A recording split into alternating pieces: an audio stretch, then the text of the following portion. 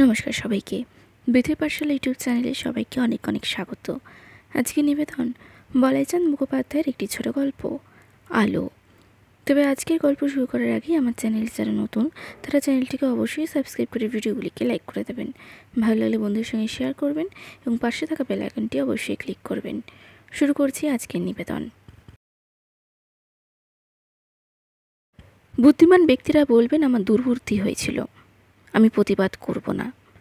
দুর্বুদ্ধি হয়েছিল আমার সপক্ষে শুধু এই কথাই বলার আছে, আমি প্রেমে পড়েছিলাম।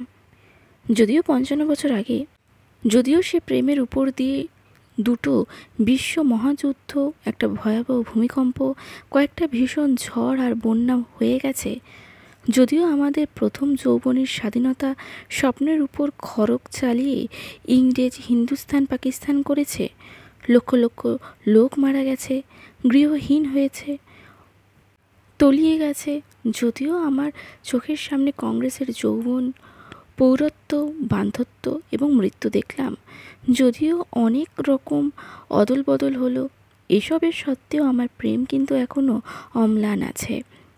আমার বয়স যখন ২০ আর টুনির বয়স যখন ১৫, তখন দেখা হয়েছিল আমাদের এক জ্যোৎস্না আলোকিত অলিন্দে। সেই প্রথম দর্শনেই শুভদৃষ্টি। সেই মুহূর্তে তার গলায় মালা পরিয়েছিলাম আমি। ঠিকুজি কুষ্টি মেলানো হয়নি, পণ নিয়ে দর কষাকষি হয়নি, শঙ্খ বাজেনি, সানাই বাজেনি, উলো দেয়নি কেউ। তবু আমি জানি আমাদের বিবাহ হয়েছিল। শাস্ত্রের বিবাহের যত রকম শ্রেণী আছে, এটা তার কোনো বিভাগেই পড়ে না। তবু জানি আমাদের বিবাহ হয়েছিল। আমি সামাজিকভাবে টুনিকে পাইনি, পাওয়ার আশাও ছিল না। টুনি ছিল বিরাট বড় লোকের মেয়ে, তার বাবা ছিলেন গভর্নমেন্টের একজন বড় অফিসার, আর আমি ছিলাম এক নগণ্য কেরানির ছেলে। পাশের বাড়িতে থাকতাম বলেই তাদের বাড়িতে গিয়েছিলাম তার ভাইয়ের উপনয়ন উপলক্ষে। সেদিন পূর্ণিমা ছিল, জ্যোৎস্না এসে পড়েছিল তাদের বারান্দায়। টুনি এসে বলেছিল, আপনি শুনেছি খুব ভালো ছেলে, আমাকে অ্যালজেব্রা কয়েকটা অঙ্ক বুঝিয়ে দেবেন। দেব, আসছে রবিবার আসবো।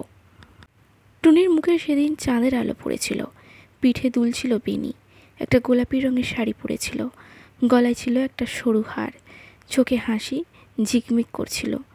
তার এই চেহারাই মনে আছে, তারপর আর দেখিনি তাকে।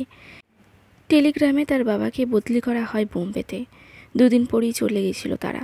তারপর আর দেখা হয়নি, ৫৫ বছর দেখা হয়নি। তবে তার খবর রেখেছি আমি জানি টুনির বিয়ে হয়ে গেছে একজন বড় মিলিটারি অফিসারের সঙ্গে।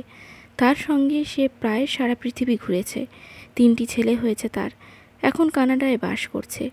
ডিটেকটিভ লাগিয়েছে পুলিশেরা যেমন চোরের সন্ধান করে, আমি তেমনিভাবে টুনির ঠিকানা সন্ধান করেছি। ২খানা চিঠি লিখেছিলাম তাকে, সাধারণ চিঠি, উত্তরও পেয়েছিলাম, সাধারণ উত্তর। দিন ৭ আগে হঠাৎ তার চিঠি পেলাম একটা।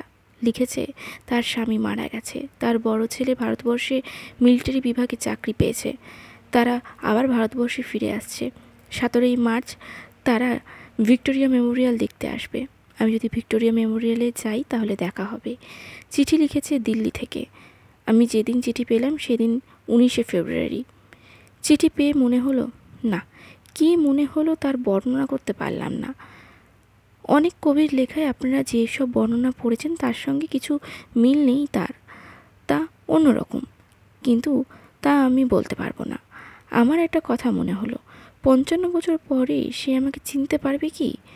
সঙ্গে সঙ্গে একটা ফটোগ্রাফারের দোকানে গিয়ে ফটো তোলালাম একটা, সেটা পাঠিয়ে দিলাম তাকে।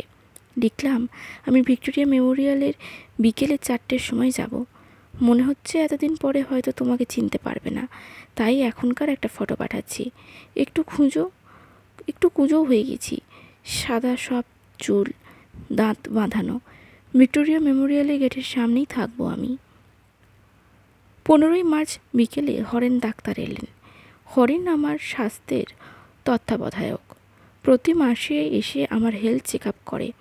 দেশের জন্য অগ্নিযুদ্ধে আমি নির্যাতিত সহ্য করেছিলাম বলে হিরেন আমার ভক্ত হয়েছে। প্রতি মাসে এসে গাড়ি করে আমাকে তার ক্লিনিকে নিয়ে যায় এবং সব রকম পরীক্ষা করে। ব্লাড প্রেশার, চোখ, রক্ত, এই ৩টে সে দখলের আগে। বলল, আপনি তো নিশ্চয়ই অত্যাচার করেছেন আবার। আপনার ব্লাড প্রেশার 250, ব্লাড সুগার 220, আর চোখের অবস্থা খুব ভালো নয়, সাবধানে থাকবেন। বললাম, দেশের যা অবস্থা হয়েছে আর বাঁচবার ইচ্ছে নেই। পরশু পর্যন্ত ভালো থাকবো তো? পরশু পর্যন্ত তার মানে? ওই দিন ভিক্টোরিয়া মেমোরিয়াল যাব একবার। হঠাৎ ভিক্টোরিয়া মেমোরিয়াল যাবেন? এখন কদিন আপনার সম্পূর্ণ বিশ্রাম দরকার। হয়নির সঙ্গে বাক প্রতিবাদ করলাম না। তিনি জানি আমাকে যেতেই হবে। আমি থাকি ব্যারাকপুরে, সেখান থেকে ট্যাক্সি করে যাওয়ার পয়সা ছিল না, বাসে করেই গেলাম। বাড়ি থেকে 2টোর সময় বেরিয়েছিলাম। ভিক্টোরিয়া মেমোরিয়ালের সামনে উত্তেজনার তুঙ্গে আরোহণ করে অপেক্ষা করছিলাম টুনির জন্য। পেছন থেকে হঠাৎ শুনলাম, কে, মনিদা নাকি? চমকে উঠলাম। সঙ্গে সঙ্গে সব অন্ধকার, 2টো চোখেই হ্যামারেজ হয়ে গেল। কে, টুনি? হ্যাঁ, আমি এসেছি। আমার বড় ছেলেও এসেছে। আপনি একা এসেছেন? আপনার ছেলেকে বা মেয়েকে দেখব আশা করেছিলাম। আমি তো বিয়ে করিনি, কিন্তু আমি তো তোমাকে দেখতে পাচ্ছি না। 2টো চোখই হ্যামারেজ হয়ে গেছে বোধহয়। তাই নাকি? টুনি আর তার ছেলে আমাকে ট্যাক্সি করে বাড়ি পৌঁছে দিয়ে গেল। বলল, কালই আমাকে ব্যাঙ্গালোরে যেতে হবে। কি দুর্ভাগ্য আমার, তোমাকে আর একবারও চোখে দেখতে পেলাম না। দেখতে কিন্তু পেয়েছিলাম। অন্ধকার পটভূমিকায় টুনি আবার এসে দাঁড়িয়েছিল। সেই টুনি যাকে কোনো দিন, অনেক দিন আগে দেখেছিলাম জ্যোৎস্নালোকে। পরনে গোলাপি শাড়ি, পিঠে বেনি দুলছে, গলায় সরু হার, চোখের দৃষ্টিতে ঝিকমিক করছে তার হাসি। মনে মনে জিজ্ঞাসা করলাম, টুনি, এসেছো তুমি? টুনির উত্তরও যেন শুনতে পেলাম, এসেছি। আমার নামটা কিন্তু এখন আর টুনি নয়। নয়? তবে কি? আলো। এর মানে তখন বুঝিনি, অনেক দিন পরে বুঝেছি। আজকে গল্পটি কেমন লাগলো কমেন্টে অবশ্যই জানাবেন। ভালো লাগলে লাইক করবেন, বন্ধুদের সঙ্গে শেয়ার করবেন এবং পাশে থাকা বেল আইকনটি অবশ্যই ক্লিক করবেন। নমস্কার।